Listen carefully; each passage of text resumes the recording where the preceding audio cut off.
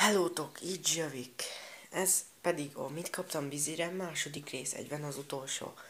Nos, múltkor mutattam be, hogy kaptam ezt a futball Európa bajnokságos könyvet. Már lejárt, ugyanis ma vége, de azért bemutatnám, mik vannak a könyvbe. Múltkor ezt mutattam, hogy a története a labdarúgásnak 1960-ig nyúlik vissza, a legelső VB-ig, meg EB-ig. Itt láthattuk a focistákat, itt pedig egyaránt, itt pedig, hogy milyen országok játszottak.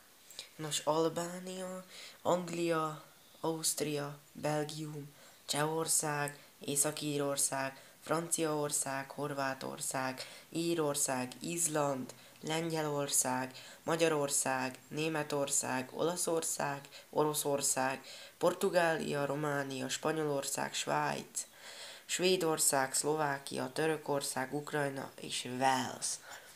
Ez annyi, mint 4, 6, 8, 10, 12, 14, 16, 18, 20, 22, 23 vagy 24 ország játszott az EB-n.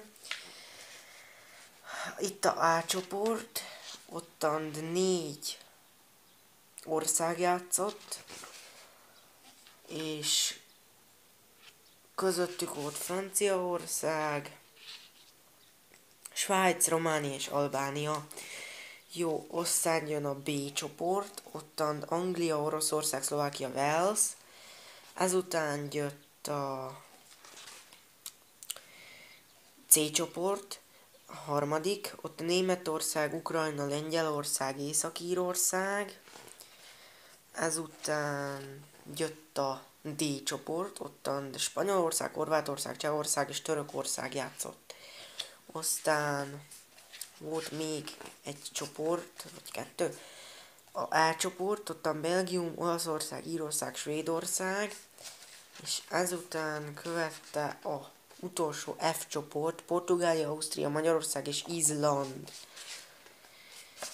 Itten a játékosok, a portugál játékosok, a magyar játékosok. Itt pedig, hogy milyen bajnokságok június 10-től július 10-ig a Európa döntőig. Aztán kaptam ilyen tollat, ilyen, ami tud világítani. És aztán kaptam ilyen Minecraftos könyvet. Nem tudom, ez a másik változata, mert van még egy ugyanilyesmim, de az nem ugyanaz a tartalma, csak hasonló a kinézete. Van benne mindenféle királyság, meg ilyenek. Ennyi lettem volna, sziasztok! Így zsövik!